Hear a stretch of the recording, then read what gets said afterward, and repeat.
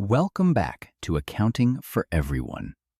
Whether you are returning from part one or joining this series for the first time, we remain committed to providing clear, logical explanations that build your confidence in accounting concepts. In part one, we explored what accounting is and why it matters. Today, we take the next step. This is part two of the Language of Accounting series, How Accounting Works Over Time. To understand how accounting works over time, we must first understand something about business itself. Business activity continues. Sales take place. Cash moves. Expenses are incurred. Activity is constant. But performance cannot be understood simply because activity exists. Performance must be measured. And that leads us to a fundamental question. When should a business really review its performance? Is it every day? Every month? Or only at the end of the year? If sales are continuing and cash is moving, how can you be sure the business is actually performing well and not slowly drifting off course? And if problems are building quietly, will you recognize them early enough to take control, or only when the damage is already done? These are not casual questions. They take us directly to a core principle of accounting: how businesses measure performance systematically over time, not by guesswork. In the previous video, we explored what accounting is and how it converts economic events arising from business activities into clear and reliable financial information.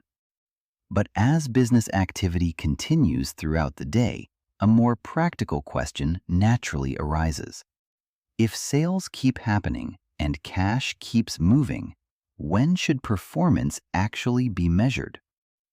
That question brings us to how accounting works over time. Sales may continue. Cash may keep moving. But without regular measurement, performance can quietly deteriorate. Accounting does not measure performance randomly. It works by dividing time into accounting periods and applying the same structured process again and again. In practice, most businesses review performance monthly, striking a balance between timeliness and reliability. In fast-moving areas such as cash, sales, or operations, performance may be reviewed daily or fortnightly, depending on management needs. This flexibility allows owners and managers to monitor results regularly and identify issues early, before they escalate into more serious concerns. Some businesses also prepare quarterly reports, reviewing performance every 3 months. This allows trends to be identified, performance to be compared across periods, and corrective action to be taken before year-end results are finalized. At the end of the financial year, annual reports are prepared to present the overall results for the entire year. For listed companies, quarterly and annual reporting is often required by regulators. These reports are prepared primarily for external stakeholders, such as investors, banks, and regulatory authorities. They provide a structured and reliable summary of financial performance, financial position, and cash flows, enabling external users to evaluate profitability, liquidity, financial stability, and make informed economic decisions. So how do businesses actually review performance over time? Do they check results randomly? Or do they follow a clear, structured pattern? The answer is simple. Businesses do not review performance randomly. Operational areas may be reviewed daily or fortnightly. Most businesses review performance monthly. Quarterly reviews focus on trends and planning, and annual reports present final results to external stakeholders. This structured repetition is why accounting works over time. So what principle sits behind this structure? The key principle is simple but fundamental. Businesses do not measure performance by chance. They measure it systematically, using clearly defined accounting periods. Understanding this changes how accounting is used. It shows not just what accounting is, but when it must be applied, and why waiting until year-end is often too late.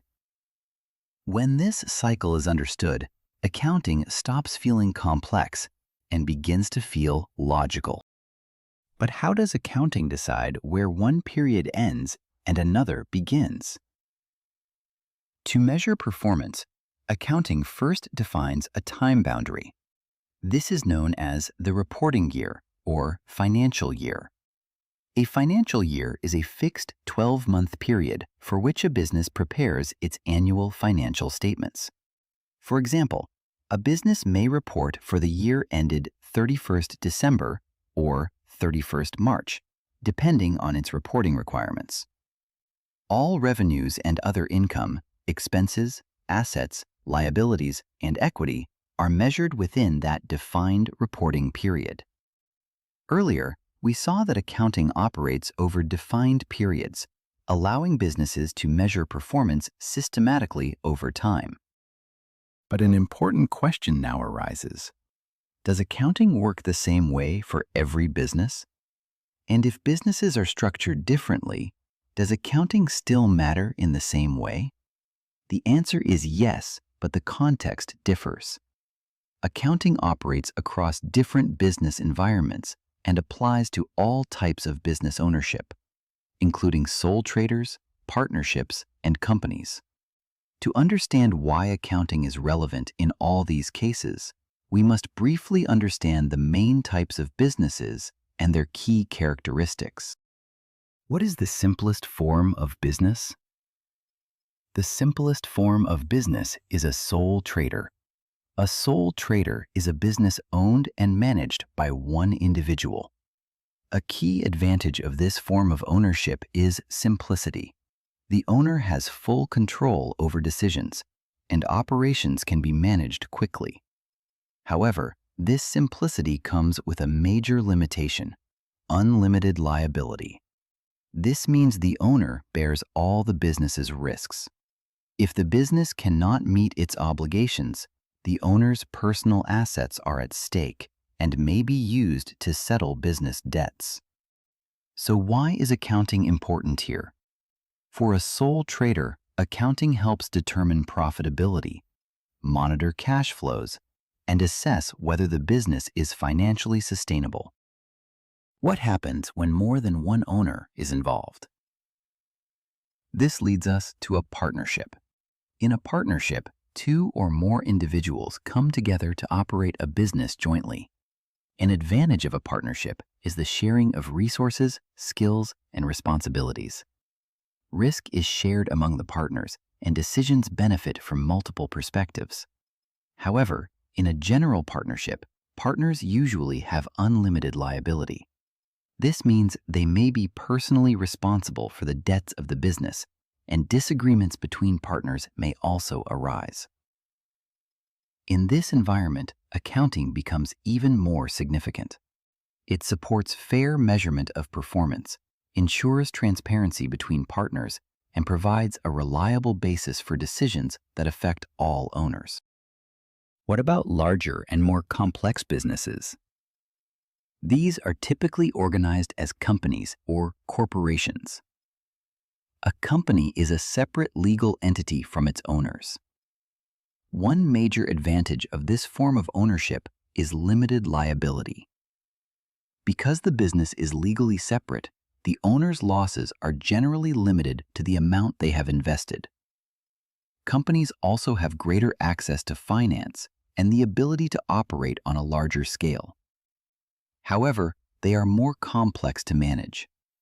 They are subject to stricter regulations, formal reporting requirements, and greater scrutiny from external stakeholders. In this environment, accounting plays a critical role. It measures financial performance over a period, shows financial position at a specific date, and provides reliable information to shareholders, lenders, regulators, and other users. So what does this tell us about accounting? Although these businesses differ in size, structure, and liability, the fundamental purpose of accounting remains the same. Accounting exists to measure financial performance, to understand financial position, and to support informed decision-making. That is why accounting is relevant to all businesses, regardless of ownership, scale, or complexity. Understanding this prepares us to see how accounting information is produced in practice, starting from business transactions and the documents that support them.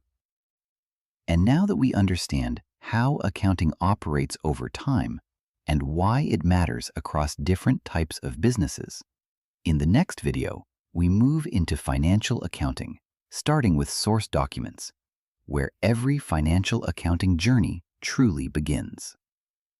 Thank you for taking the time to learn with us today. This video was part 2 of our series, The Language of Accounting. If you found this explanation helpful and would like to continue learning step by step, you're welcome to subscribe to Accounting for Everyone and continue with the next video in the series.